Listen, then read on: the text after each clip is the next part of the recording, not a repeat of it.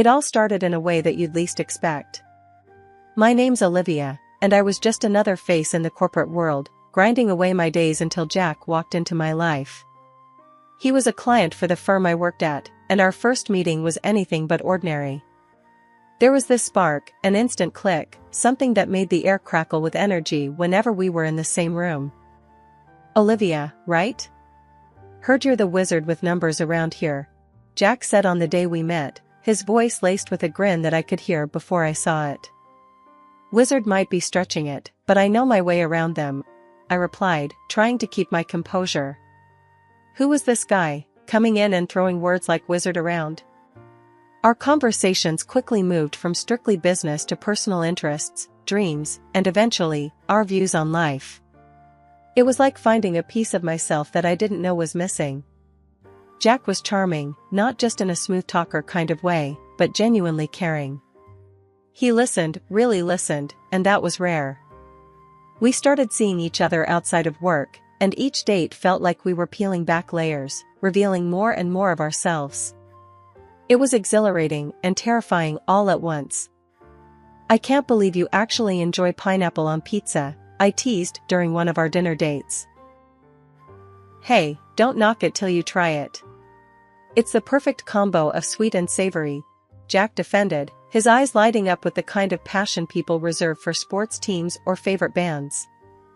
"That sounds like something only a madman would say," I shot back, laughter bubbling up from the pit of my stomach.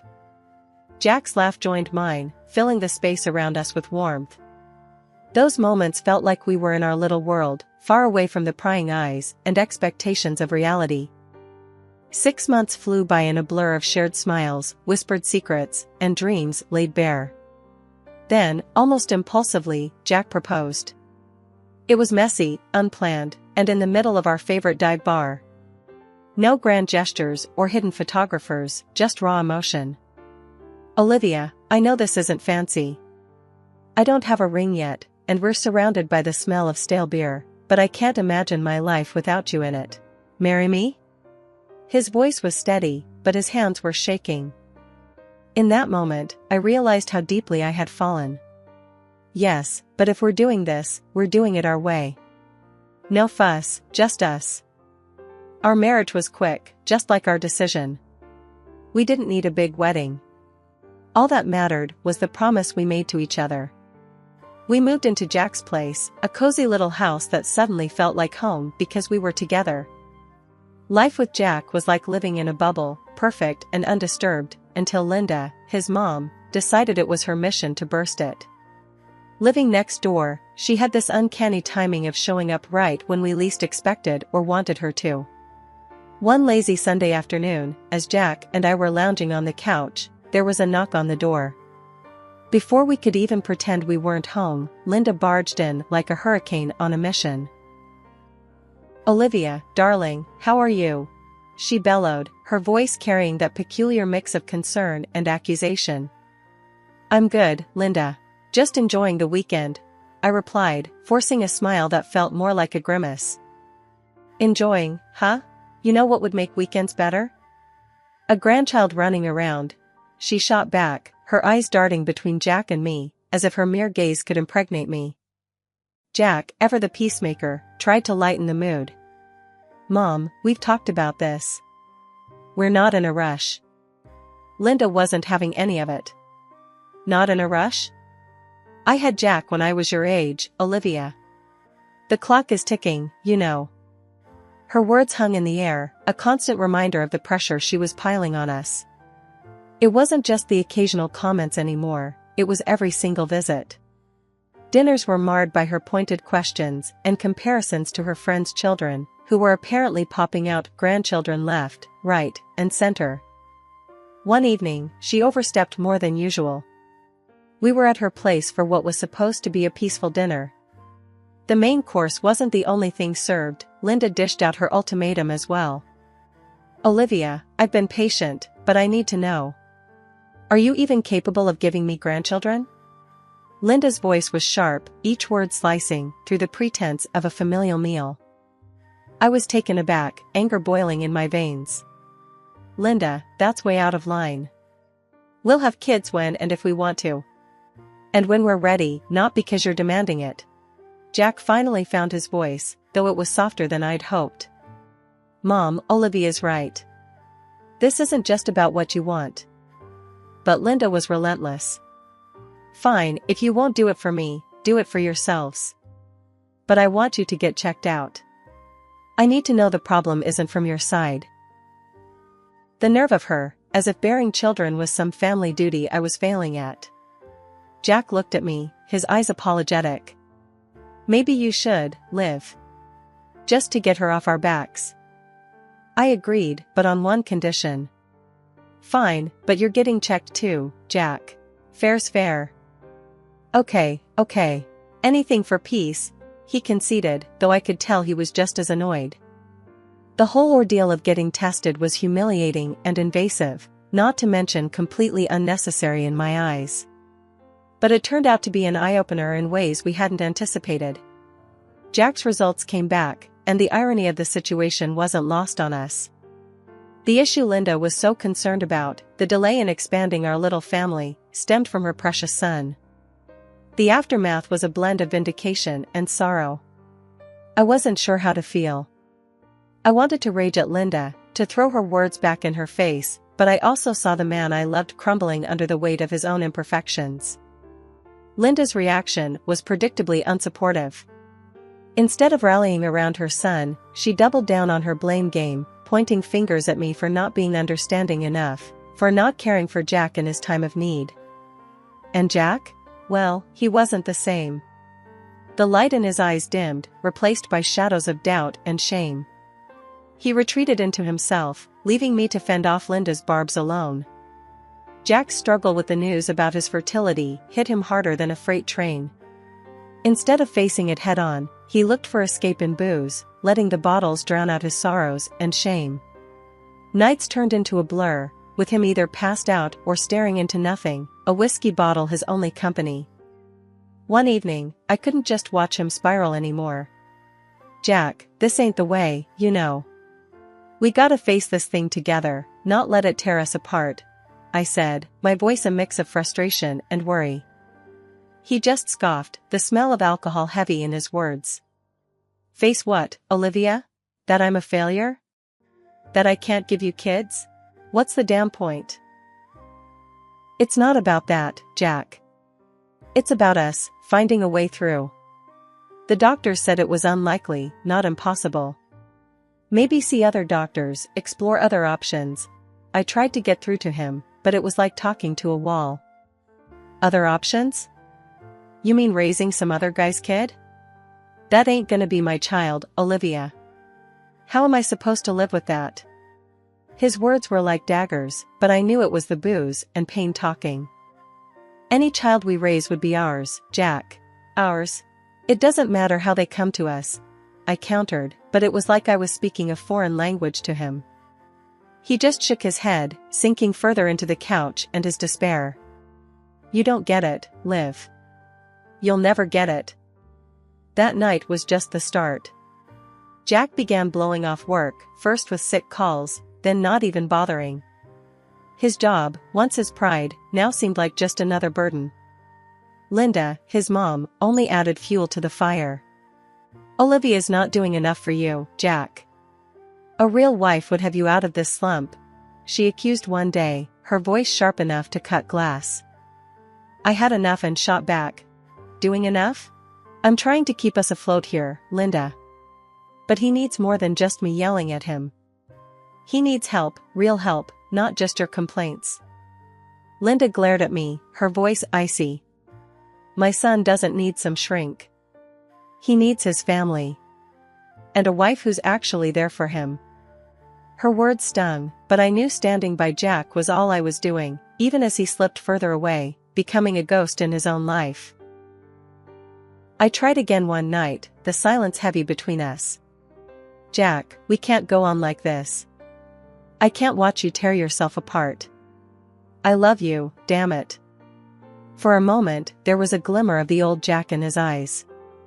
I don't know how to stop this, Liv. I'm lost. It was a crack in his armor, but promises made in desperation are fragile. And as time went on, the depth of Jack's descent became painfully clear. The last straw was his job. They fired him for showing up drunk, if he showed up at all. After that, he just lay on the couch all day, a shell of the man I married.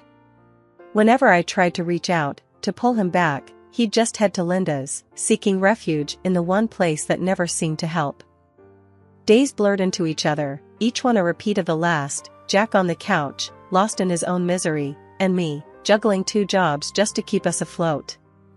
It felt like we were stuck in a never-ending storm with no way out. But then, something changed. It was a regular Thursday evening when I found out. I'd been feeling off for a while, sick in the mornings, and just not myself. On a whim, I picked up a pregnancy test.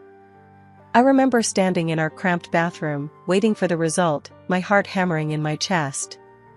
When the positive sign showed up, I couldn't believe it. I was pregnant. I remember the moment I decided to tell Jack. He was on the couch, staring off into nothing, a half-empty bottle of beer in his hand.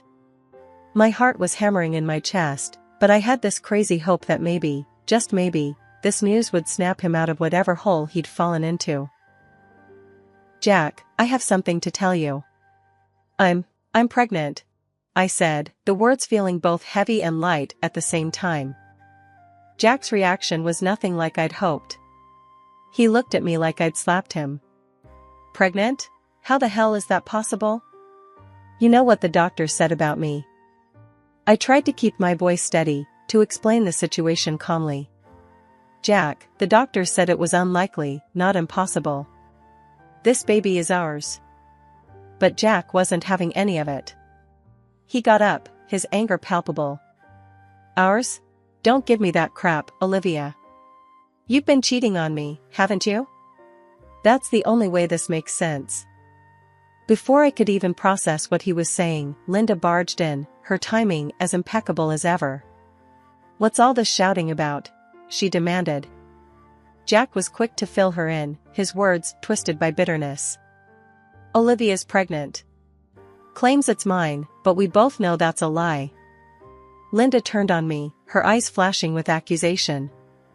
"You ungrateful little.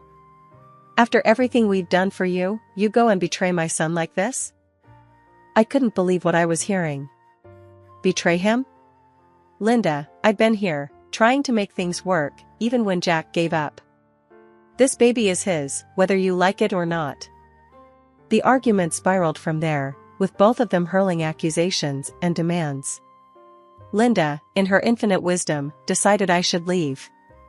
"Get out of this house, Olivia. We don't need a liar and a cheat under this roof." I was so tired of the fighting, the accusations, the endless cycle of despair. So, I agreed. "Fine. I'll go. But not for you. For this baby, who deserves better than this mess." Jack didn't stop me. He didn't say a word as I walked out the door, my heart heavy, but my resolve strong. This baby was my glimmer of hope, and I was going to do everything in my power to protect it, to give it the life it deserved. Away from all the chaos, away from a love that had turned so toxic it was unrecognizable. Starting over wasn't easy, not by a long shot. There I was, pregnant, alone, and frankly, a bit scared. But there was this fire in me, too, a determination to make things right for the little one growing inside me. I moved into a small, cozy apartment. It wasn't much, but it was ours, mine and the baby's. I picked up extra shifts at work, anything to make sure we'd have what we needed. Nights were the hardest, though. It was just me and my thoughts, and sometimes, the silence was too loud. One evening, after a long day at work, I sat on the worn-out sofa, rubbing my belly, talking to the baby. "It's just you and me, kiddo. But we're gonna make it, you'll see. I'm gonna make sure of it." That's when the phone rang. It was my sister, Lucy. She'd been my rock through all of this. "Hey, Liv. How are you holding up?" Lucy's voice was always a balm, soothing and warm. "We're hanging in there. Some days are better than others," I admitted, not wanting to worry her too much. "Listen, Liv, you're not alone in this. Remember that. If you need anything, a break, someone to talk to, or just a night off from cooking, you call me, okay? Her words meant the world to me. Thanks, Luce. I really appreciate it. We talked a bit more about nothing in particular. Lucy always had a way of making me laugh, even when I felt like crying. After hanging up, I felt a little lighter, a bit more ready to face the world. As the weeks turned into months, I got to know every inch of that little apartment. I decorated a corner for the baby, putting together a makeshift nursery. It wasn't much, but it was filled with love. As my due date approached, I felt a mix of excitement and nerves. I was about to meet my baby, to start this new chapter for Real. And even though I was doing it on my own, I knew we'd be okay. Life as a single mom had its set of challenges, but me and my little boy, Max, we were doing all right. He was growing up fast, all smiles and curiosity, making all the tough times worth it. Then, one day, life decided to throw us another curveball.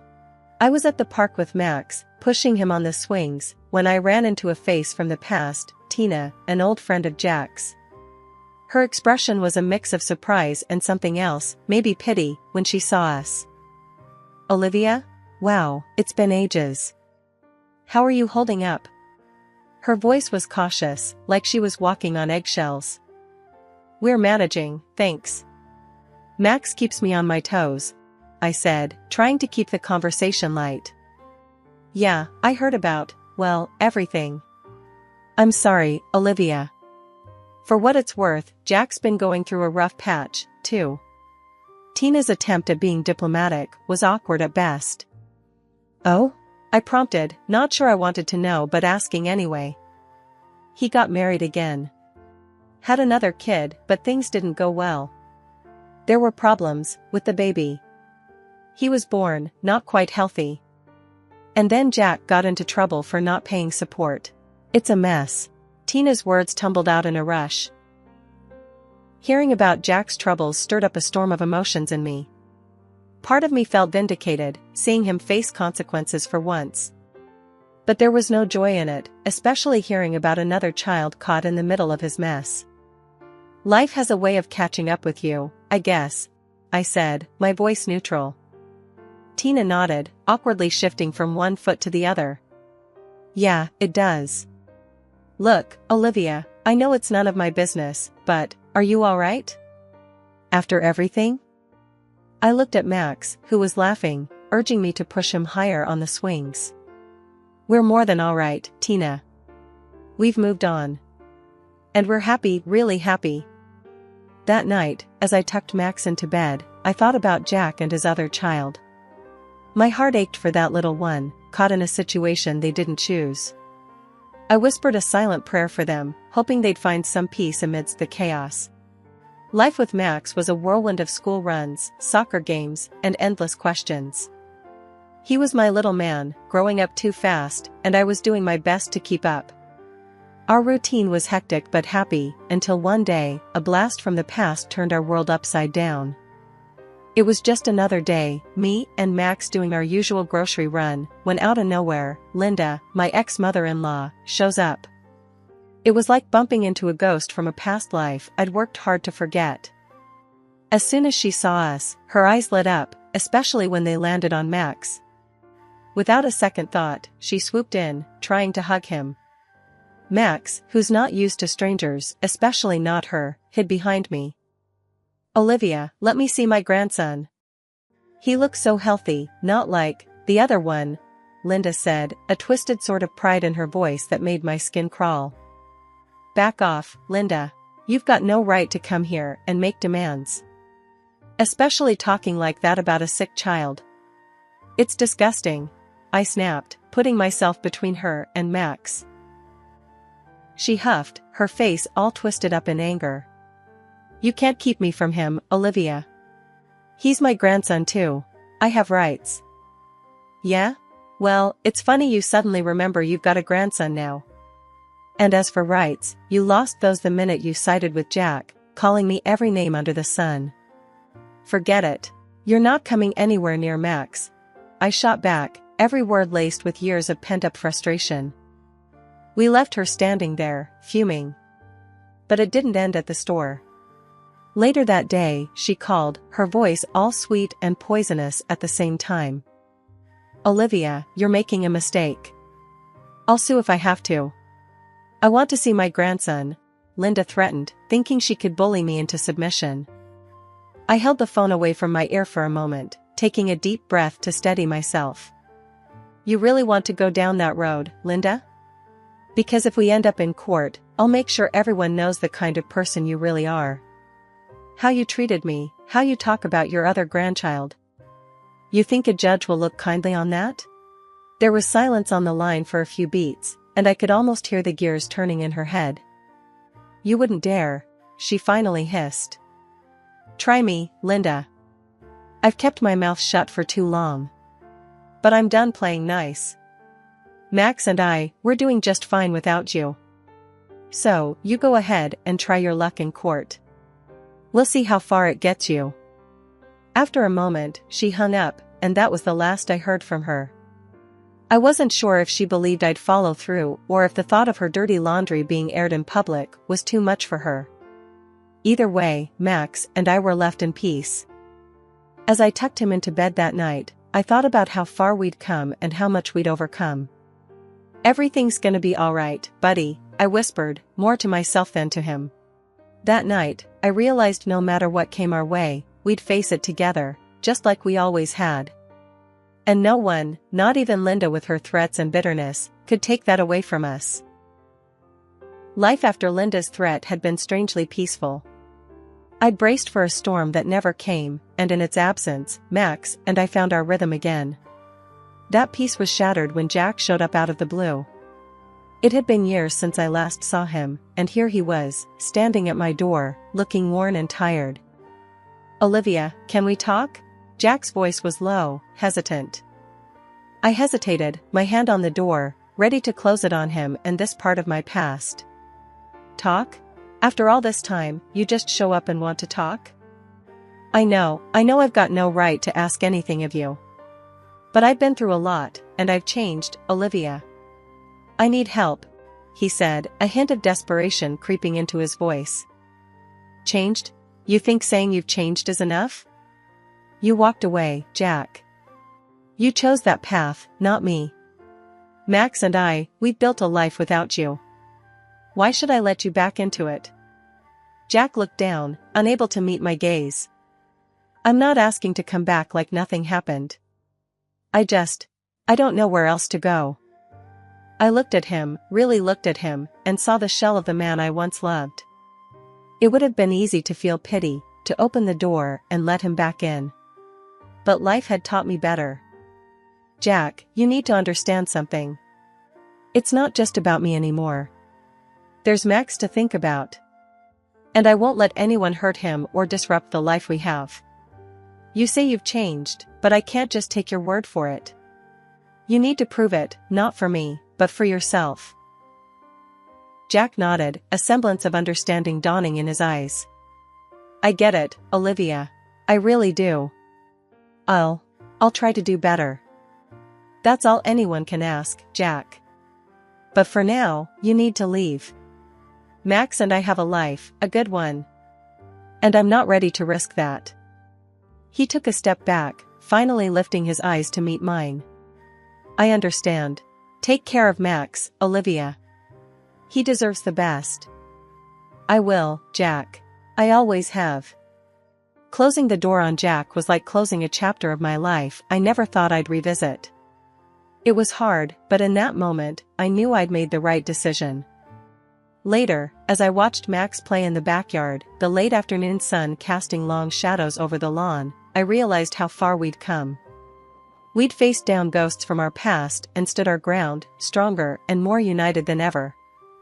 "Mom, look," Max called, waving at me from his makeshift fort.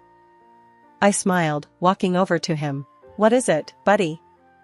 "Just wanted to show you the fort. It's our castle," he said, his eyes shining with pride. "Our castle, huh? I like the sound of that. It's our little kingdom, and we protect it together," I said, ruffling his hair. "Yeah, together. Max agreed, a big grin on his face. As the sun set, painting the sky in hues of orange and pink, I knew that no matter what the future held, we'd face it head-on, as a team. Our little family of two was a force to be reckoned with, built on love, resilience, and a firm stand against the challenges life threw our way. And that was all we needed.